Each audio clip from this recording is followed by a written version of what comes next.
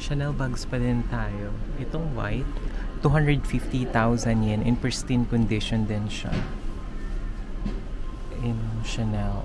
May QR code din siya for authenticity. Ito din. Yung mga itsura ng Chanel bag dito, ang gaganda. Very classic yung pagkaka-leather niya. Hindi masyadong gamit. Kahit tingnan nyo yung lock niya, yung strap. Diba? In pristine condition.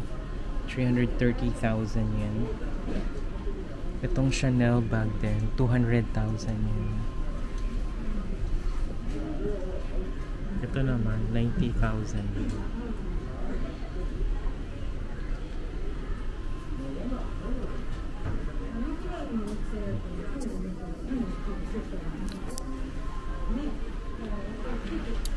Dito naman tayo sa Louis Vuitton. Sa pinakababa.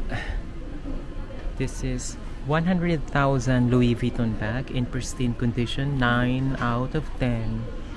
Tingnan nyo, i-close up natin yung pinaka-strap niya. At yung pinaka-kulay niya. Diba? In pristine condition. Grabe, ang ganda. Wala akong masabi. Ito, I think hindi ito masyadong gamit. Kasi yung strap niya hindi talaga kupas eh. Yung kulay niya, hindi siya yung super brown. Alam mo yun. Ito is 100,000 yen. Pero mga 36,000 pagdating sa peso. Ang gagawin nating vlog dito is yung isa may yen to peso. And then yung pangalawa naman may yen to dollar. Para makita nyo naman pagdating sa dollar. Ito, compare sa dito sa katabi niyang Louis Vuitton, ito is masyadong brown na yung kulay.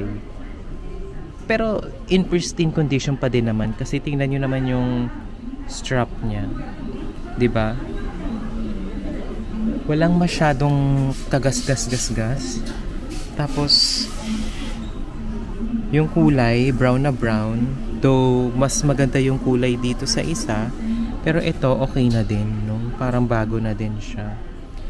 Ang Louis Vuitton dito sa Japan kasi common brand lang siya. Makikita mo siya sa mga taong sumasakay ng tren, pumapasok sa mga trabaho nila. So it's a very common brand here in Japan. 60,000 yen. So sumunod naman dito, 80,000 yen. Same Louis Vuitton bag. May QR code din siya for authenticity. This is